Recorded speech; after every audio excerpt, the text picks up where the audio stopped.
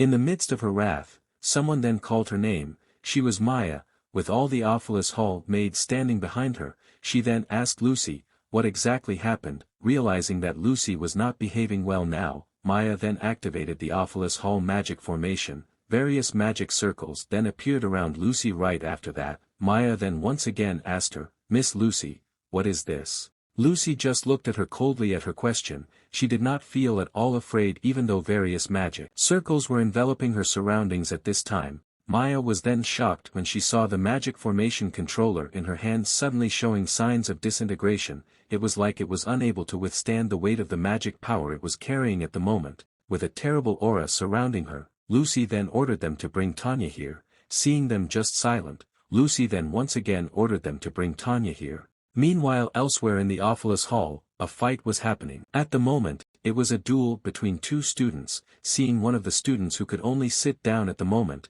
it seemed that the match was over. He then said to his opponent that it was a good match. The loser turned out to be Alvira. She snorted at his words. She thought it was sarcasm. The fight was really one-sided. She asked, beating a second-year senior has really boosted your confidence, huh? The person fighting with her at this time turned out to be Wade. Wade smiled slightly at her words. He also realized it was too early to celebrate if he had only defeated a few second-year students. While glancing behind him, he then said, there are still 6 seniors left. Zix was silent for a moment. Hearing that, he could only sigh at his arrogance. The senior students were really surprised at this time. Although one-on-one combat was not Alvira's forte, but she was still a top-ranked student in the alchemy faculty, so they were surprised to see her lose against him. Besides, in the first-year magic faculty there is said to be a genius named Joseph. People say he is the top-ranked student in his faculty, but, even so, the one who holds the throne as the top-ranked student in his batch is still him, Wade Kellamore, the heir of the Kellamore swordsmanship family. They suddenly became doubtful at this time. They thought, maybe he could defeat Zix too, but, before that long-awaited battle even began, they were then surprised when they felt the building they were in suddenly shook like an earthquake. They also heard a loud bang nearby. They felt panic at this time.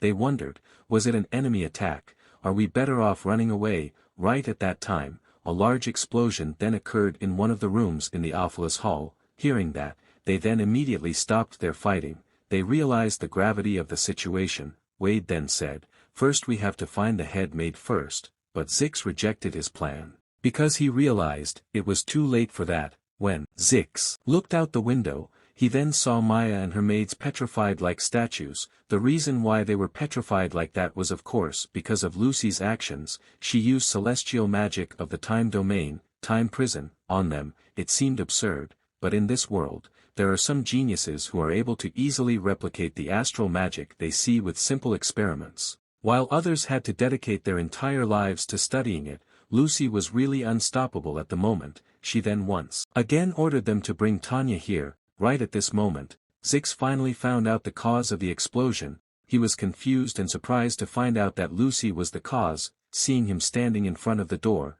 a maid then called him and told him to come towards her. The maid tried to evacuate the students from there at this time. While running away from the scene, Zix then asked the maid, what exactly happened? The maid explained, the head maid has lost. They are really messed up now.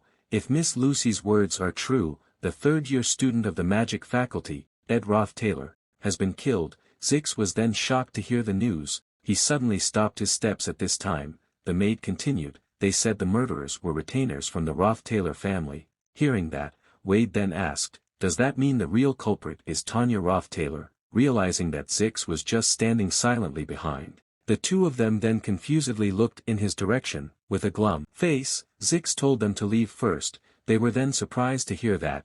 The maid then told him about the seriousness of the situation. She was really dizzy seeing his attitude. Wade also asked, why did your attitude suddenly become like this? Don't tell me that it's about revenge or something.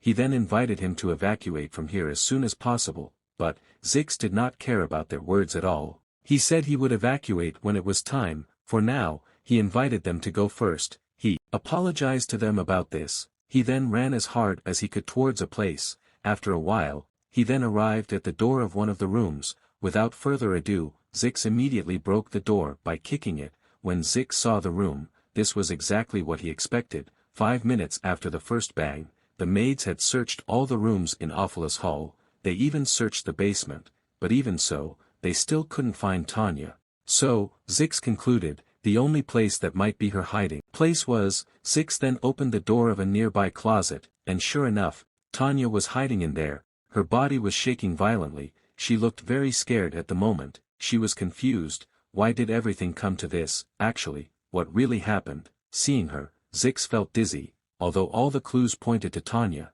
but he felt that this did not make sense, thanks to Ed. Tanya's reputation in the academy had skyrocketed, even though Tanya seemed to hold a grudge against Ed, accusing her of being the one who ordered Ed's murder seemed strange. Cius was silent for a moment thinking about it. He then told Tanya to listen to him carefully. He told her to answer his questions as honestly as possible. With an intimidating fierce look, Cius then asked her, "Did you order the murder of Ed Sr.?" Tanya was very frightened by the accusation. She then immediately denied it. She even went so far as to swear that she didn't do it. Although her answer was not something he could fully believe, but Cius realized, if it continued like this, Tanya would definitely die. Thinking about Ed's death also made his heart feel empty, but, right now there were too many things he couldn't understand. This situation was very confusing for him. Cius thought maybe not interfering was the right thing to do right now, but, Cius then gave her his cloak. He said he would listen to her full story later. For now,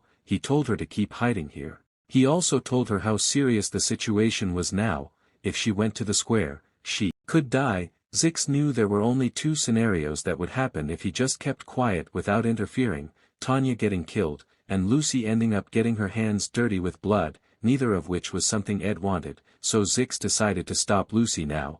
But, Cius was then surprised when he heard someone ask him at this time, "Do you still not understand too, Senior Cius?" He turned out to be Wade. I don't know when he was there, but certainly, he was not here to cooperate with him. While brandishing his sword, Wade then said he would take Tanya by force. The situation outside the dormitory was still so chaotic and intense at the moment. While carrying two retainers from the Roth-Taylor family on both sides, Lucy arbitrarily used her magic to bombard the Aalis Hall. No one could stop her. Those who tried to stop her would be petrified like statues right after that.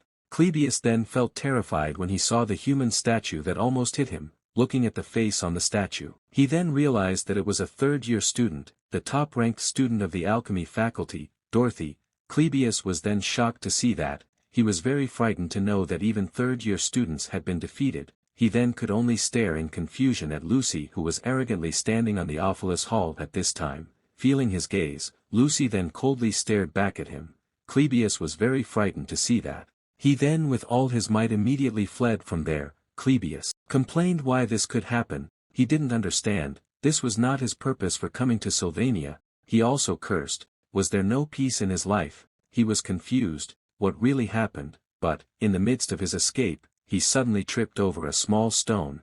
It made him fall to the ground, but Cius did not try to stand up again. He seemed to have no enthusiasm for life at this time. Amidst the patter of rain that soaked him, Cius continued to curse and blame his own helplessness. He admitted that he was afraid if something like that appeared. In his moment of depression, someone then walked towards him and asked him, "What are you doing, you useless Cius? Has your nature become so low that you are as low as the ground?" Cius was then surprised to hear that. It was a voice that was quite familiar to him. She turned out to be Alvira. Seeing her, Cius confusedly asked, "Aren't you practicing sparring?"